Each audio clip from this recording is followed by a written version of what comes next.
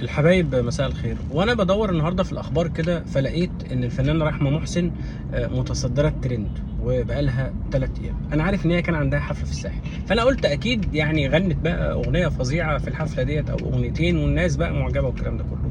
فبحثت فلقيت في مقاطع فيديوهات ليها من الحفله منتشره بشكل كبير على السوشيال ميديا، ولكن من وجهه نظري او انا شفتها هي فيديوهات غير لائقه، ومع كمية كومنتات فيها نوع من أنواع السخرية وفيها نوع من أنواع التطاول من الجمهور عليها وقصة كده. تعالوا بس نشوف جزء من الفيديوهات كده، مقطع صغير، وهقول لكم بقى القصة ايه.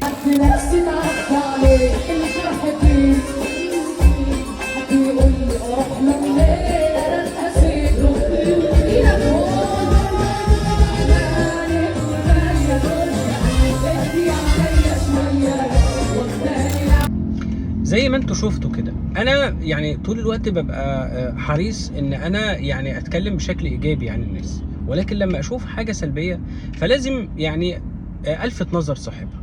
وسؤالي لرحمه محسن، ايه اللي يضطرك ان انت تعملي كده؟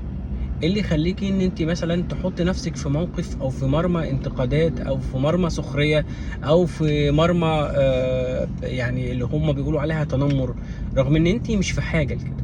انت يا رحمه قلتي ان كنت بياعه شاي وبسيطه جدا، وعملتي كام اغنيه من ضمنهم مفاتيح قلبك معايا، وعجبت الناس والناس بدات تسمعني وخلاص وربنا كرم والعجله مشيت، وانت يعني خامه صوتك لطيفه، في ناس كتير جدا بتستلطفها من طبقه انت بتحبيها يعني وهم بيحبوكي. لكن ايه اللي يجبرك انك انت مثلا تظهري بمظهر، انا من وجهه نظري، انا يعني وجهه نظري انا الشخصيه، ان هو مظهر غير لائق بالمره وغير مناسب تماما ان اي حد يطلع بيه على مسرح؟ يعني اي فنانه تطلع بيه او ست عاديه تطلع بيه على مسرح يعني بهذا الشكل، وانت عارفه ان طبعا انت رايحه قدام يعني عدسات كاميرات كتيره جدا وناس متربصين وناس هيصوروكي بزاويه معينه. ليه؟ بص يا رحمه، هقول لك على حاجه. في بدايه الالفينات سنه 2000 وفي الفتره ديت يعني ظهرت هوجه الكليبات، والكليبات بقى اللي هم احنا كنا بنسميها بلس، يعني مش 18 بلس 39، تمام.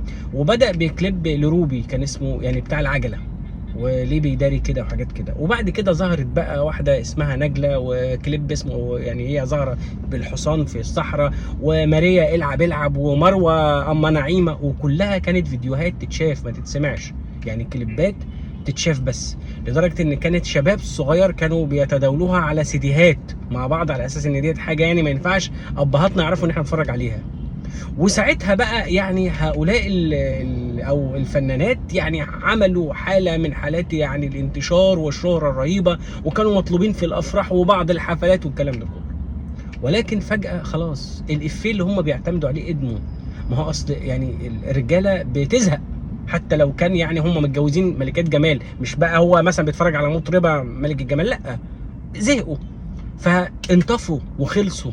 وبدا في ناس فيهم اصلا سابوا المجال، وفيهم ناس شغالين في المجال دلوقتي ومش لاقيين ياكلوا، لولا بس ان روبي سابت فكره الكليبات دي واشتغلت في التمثيل وعملت فيلم الوعد مع آسر ياسين وكان محمد ياسين المخرج، وبعد كده عملت مسلسل بدون ذكر اسماء ودخلت في مجال التمثيل وتخلت عن الموضوع ده تماما. هي بتغني دلوقتي، لما بتغني بتعمل كليبات، ولكن هي بتعتمد على التمثيل. كان زمانها برضو خلصت واندثرت، وفي فتره ماتت روبي خلصت. فانا عايز اقول لك اللي بيعتمد على فكره المظهر فقط بالنسبه كفنان يعني بيخلص وبيموت. انت فكري يا رحمه ان انت تعملي اغنيه حلوه، ان انت تطوري ازاي من ادائك، ان انت تحسيني صوتك ازاي، ان انت تختاري اغنيه تعجب الناس ازاي، مش بهذا الشكل. انا بجد انا والله العظيم انا حزين، يعني انا متضايق. ليه؟ وانت اصلا يعني انت مطلوبه في حفله، وانت صوتك زي ما انا قلت انت عندك صوت بيعجب ناس وما بيعجبش ناس، ديت حاجه لان الناس كلها مش هتوافق، لكن ما تعمليش كده.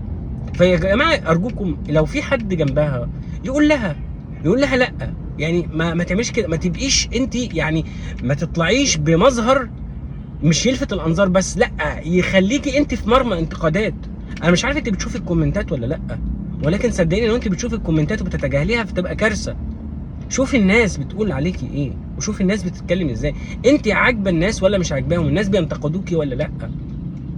واوعي بس يعني تسمعي لي الكلام اللي حواليك يقول لك لا لا لا ده شويه عيال فاضيه، ده شويه ناس اصلا يعني كارهين نجاحي كنجمه. لا، الناس اللي على السوشيال ميديا ديت مش كارهين نجاحك ولا حاجه، هم بيلفتوا نظرك حتى لو بطريقه سلبيه لشيء انت لازم تاخدي بالك منه وتعدليه. شكرا.